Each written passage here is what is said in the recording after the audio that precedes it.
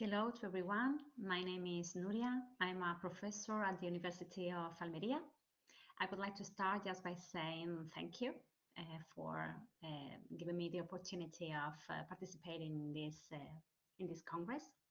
And I would like to say that is fascinating. I have been the different papers we're going to see, and I'm sure it's going to be very motivating. Okay, well, I would like to start just by sharing a PowerPoint presentation. I have just prepared for this. My paper is entitled Julia Álvarez, Personal Experience and Feelings in Something to Declare, it says. And through my work, we are going to see these different sections. I will offer an introduction, later on a short biography about this author, Julia Álvarez. Later on, we will talk about her work. And finally, the most important part of my research would be about the different essays, concretely 4 essays I have selected from her collections, from her collection of essays entitled Something to Declare, that was written, published in 1998. Later on, I will finish with some conclusions. Good. Just as an introduction, I would like to say that Julia Álvarez is a multifaceted Dominican American writer who always examines culture and diverse thematic concerns throughout her work, and who has always expressed what she felt when she had to leave Dominican Republic and move to USA. Álvarez has been influenced for diverse writers, and she has repeatedly confessed like the literary passion she feels regards to Gabriel García Márquez and all his novels. And I quote Siras in 2001, when says that is known as magical realism, where fantastical events are found within a reliable tone of an objective, realistic report. Otherwise, has widely inspired to other magnificent writers, including Mario Vargas Llosa, the Peruvian Nobel Prize in Literature, who, after having read Álvarez's novel entitled In the Times of Butterflies, that was published in 1993, inspired himself to write The Feast of the Goat, published in 2000, dealing with Trujillo's dictatorship, and as she does in her mentioned novel. On this paper, Julia's Álvarez feelings, or Julia, as you would like to say, all her feelings, secrets, and experience will be presented through some of her autobiographical collected essays published in Something to Declare, published in 1998. Concretely, 4 of them. I Want to Be Miss America, La Gringuita, on Listening a Native Language, Of Maid and Other Muses, and the last one, the last essay that we'll be analyzing here, is called Writing Matters. Good. Just offering a very short biography about Julia Álvarez, I would like to start by saying that she was born in New York in 1950, and only 3 months later, she and her family moved to New York. Okay. They were living there during the first 10 years of her life. She grew up surrounded by lots of maids whom she still remembers. And as we will see later, She even dedicates one essay to them within the collection that I have just mentioned.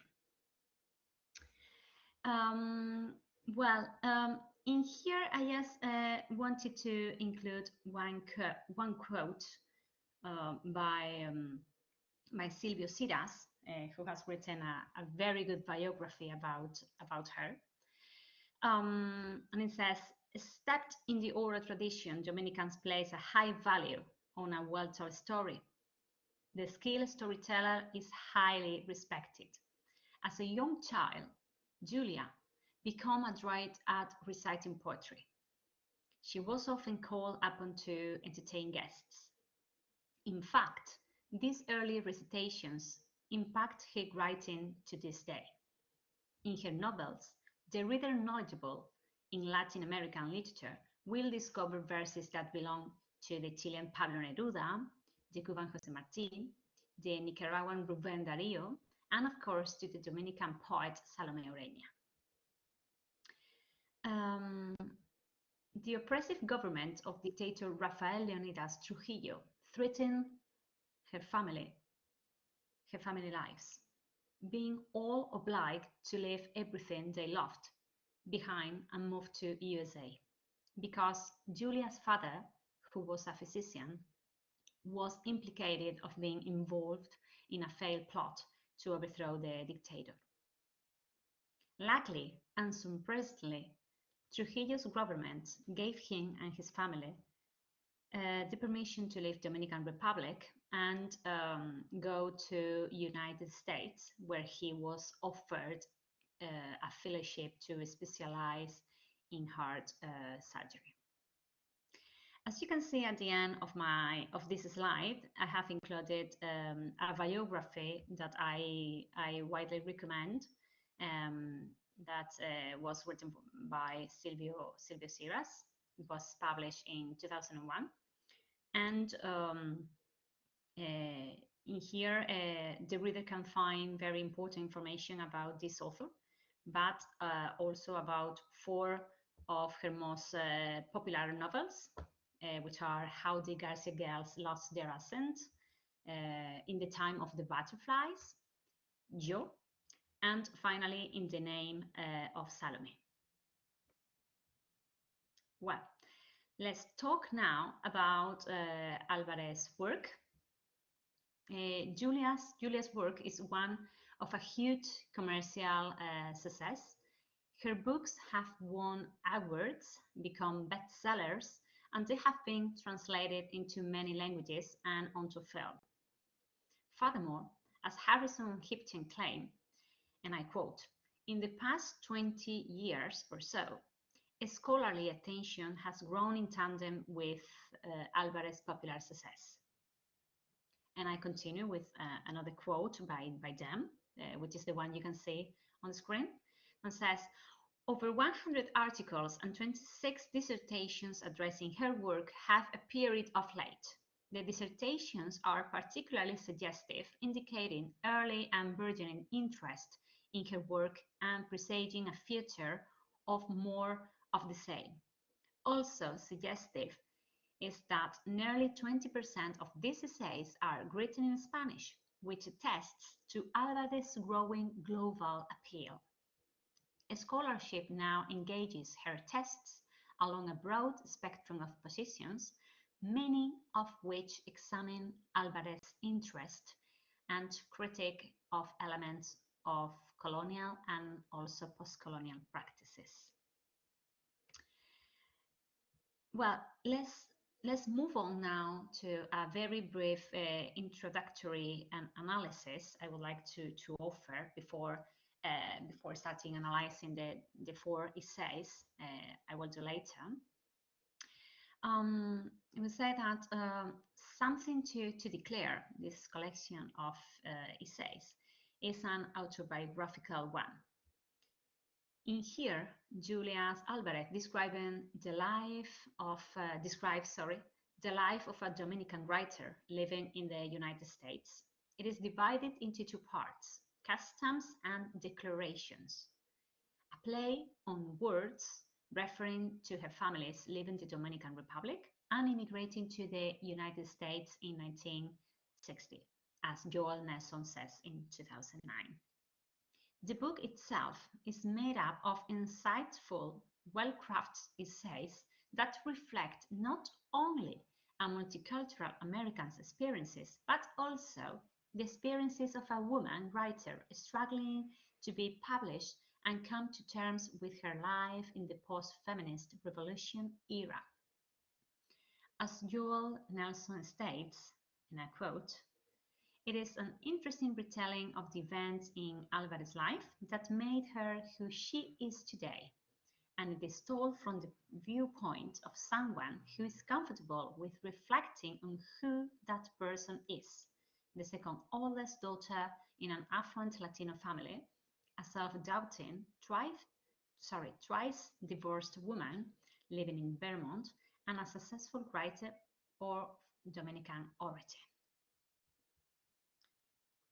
Well, let's start now with a brief analysis of the first essay I have selected from this collection, which belongs to part number 1 of this collection, entitled Custom. Concretely, this essay is entitled I Want to Be Miss America, and it is the 5th essay that you can find in this book. In this essay, Julia discusses the fascination she and her sisters had with the Miss America pageant, the fact that each of the young contestants had personal goals and college educations in their futures awakened possibilities in Alvarez's mind. When I say possibilities, I mean possibilities of a life beyond wife and mother, which she had always been taught was the proper role for a Dominican woman. Álvarez definitely says both the good and the bad in her life experiences and acknowledges that all of her life experiences were key in shaping the writer she is today.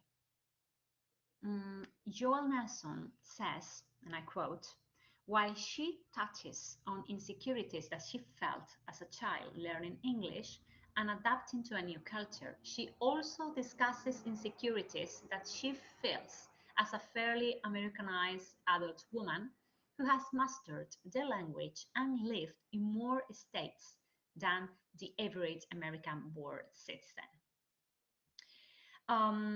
This first quote I have included in here is just making reference to the change that her life and her family's experience after having moved to America.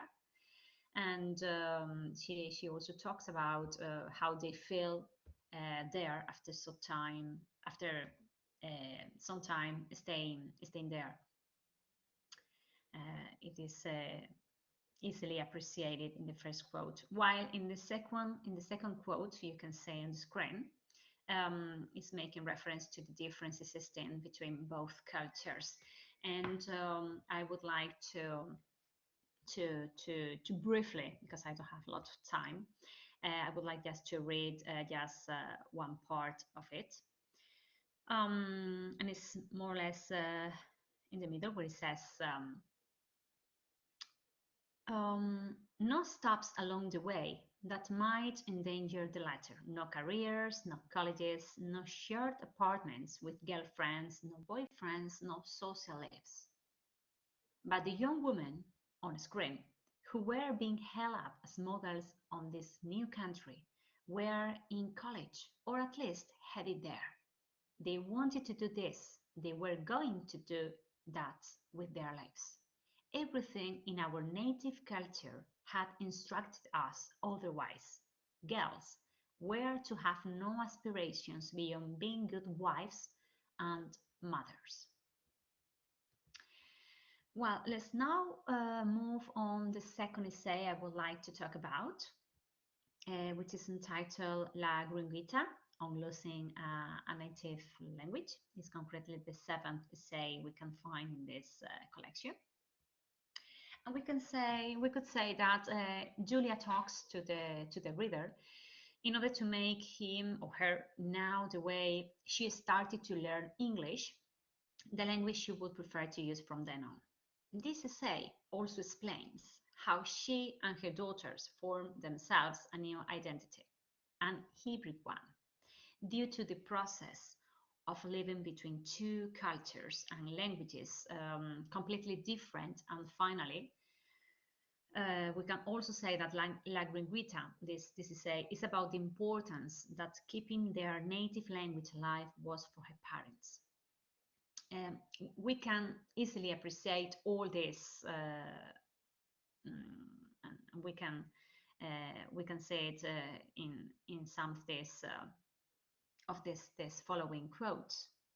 Like, for example, I'm going to read just the first one, and I quote: "Our growing distance from Spanish was a way in which we were setting ourselves free from that old world where, as girls, we didn't have much say about what we could do with our lives.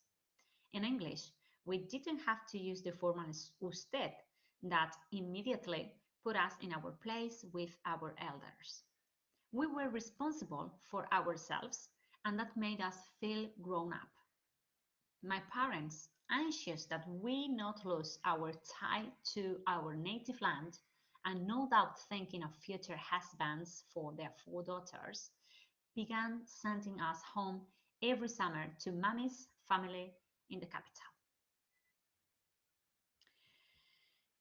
Now, the third essay I would like to talk about belongs to the second part of this collection of essays, which is entitled Declarations. It's entitled Declarations. Throughout this essay, which is entitled Of Maid and Other Muses, the author talks about her childhood. She expresses her deepest feelings regarding the woman who looked after her when she was a young girl while living in Dominican Republic. They were her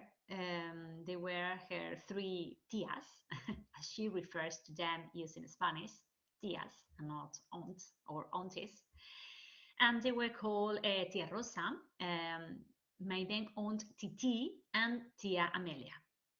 As Julia Alvarez claims, they were so important for them, but deep in her heart, she feels and says it aloud, that her real muses, the women who she feels inspiration for, were and still are the maids who take care of her and her daughters, highlighting to her favorite maid among all of them, a maid for,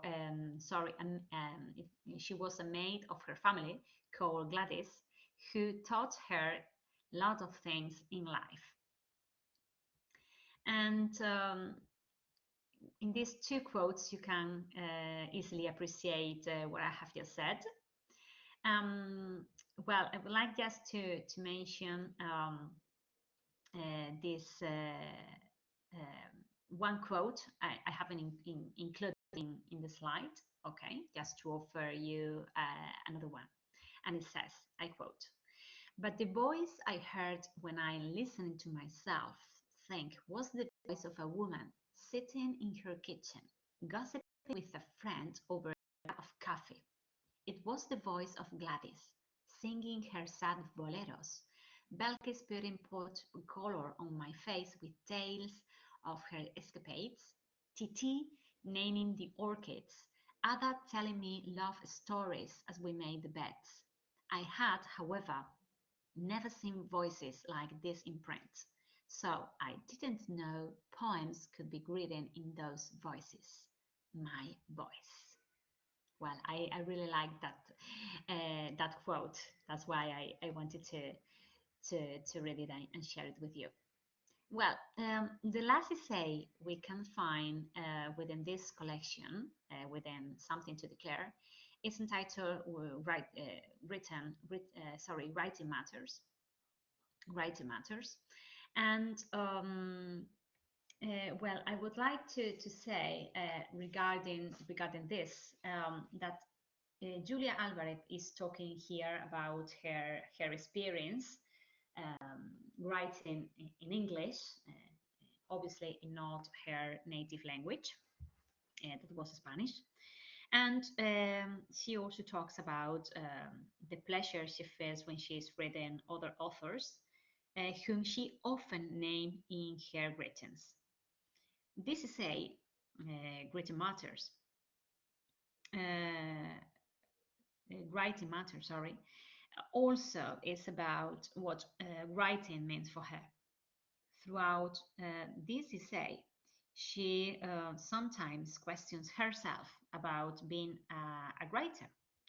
She has dedicating herself to write when she hasn't got a good day of writing, and she recognizes that that's hard in some occasions, questioning herself, what she has done with her life. Um, and she also is aware of the kind of work she has, and this is the one she has chosen. And throughout this essay, she wants to offer um, the reader the experience and how she feels about this topic. Alvarez explains that she has now get used to work from 9 to 2 o'clock in the morning and literally disappear, as she says, for her family, friends, and neighbors within that period of time in order to be focused on her writing. She even claims that her family is now used to this daily disappearance. And I would like to emphasize in here the second, just by saying something about um, the second uh, the second quote I have included here, the second one you can see. And that it says, in fact, my family is now used to this daily disappearance, though not without occasional resentment.